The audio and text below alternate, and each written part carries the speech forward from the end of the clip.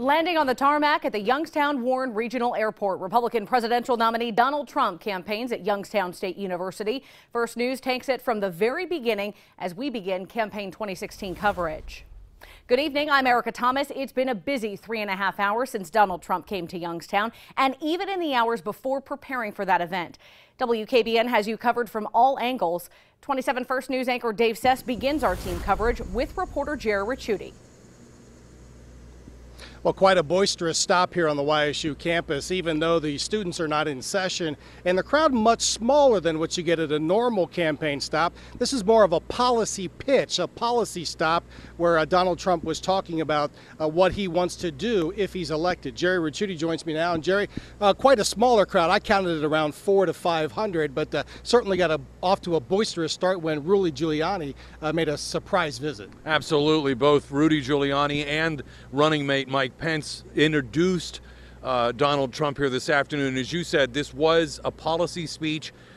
Just 400 or 500 essentially hand-selected guests, and not even that many protesters outside today, which made this an unusual, as even they were touting beforehand, this was not going to be a rally as we're used to per se.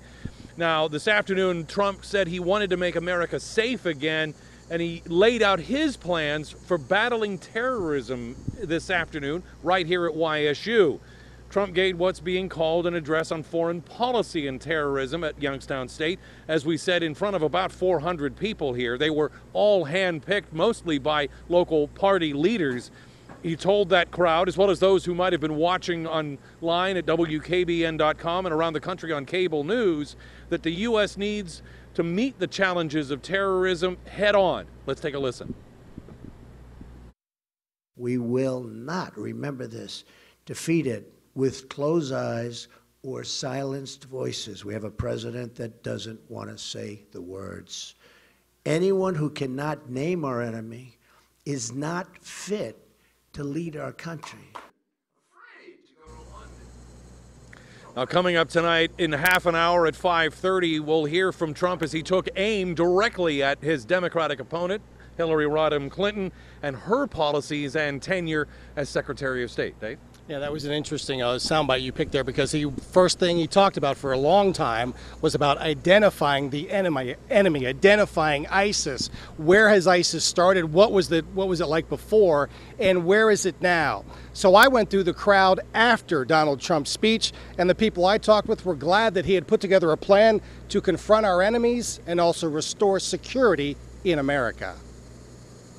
That he's going to work with our allies, which is Israel, and he's going to treat all our allies right and properly, and that no more political correctness. Screening cannot. And Trump had a lot to talk about today, and adding on to what Wendy was saying, he was talking about just the fact that he wanted some support from around the world too, and he knew where he could go to get it, and that he wasn't going to abandon NATO. He just was looking for a different type of support, and he says he's got that pledge from NATO now, if again he's elected. All right, now before speaking at YSU, both Trump and Mike Pence flew into the Youngstown-Warren Regional Airport, and they did so on separate planes landing in Vienna. Both aircraft then taxied to a secure area near the cargo facility, which is closest to Ridge Road. That's where the motorcade could get in and out of the airport without causing any disruption. And airport officials say when candidates fly into Youngstown, it gives them a chance to show just how important they are for the community. It's a great opportunity for us to shine as an airport, and we definitely put our best foot forward. Now, outside of the event, it was a definitely different scene. About 100 people gathered to protest Donald Trump's visit to YSU. 27 First News reporter Molly Reed continues our coverage tonight. She's back in the studio.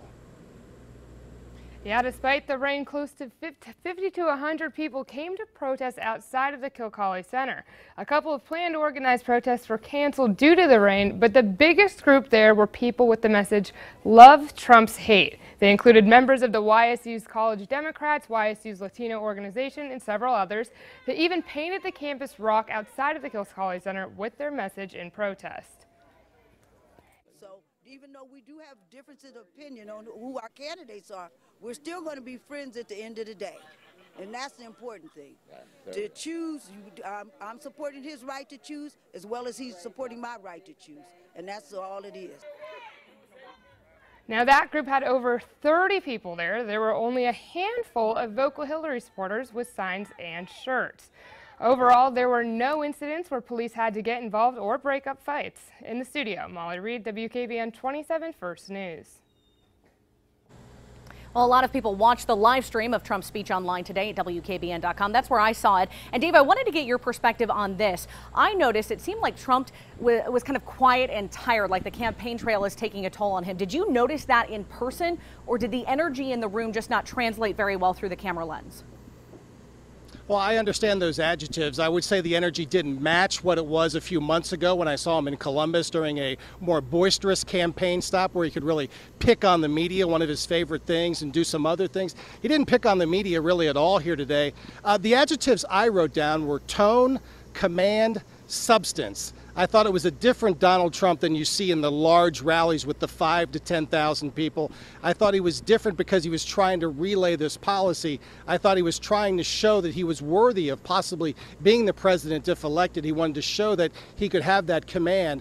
And I think that's maybe the difference that you might have seen in Donald Trump today behind the podium, as he was definitely using all the teleprompter and not much ad-libbing today to try and convey that message across to Americans.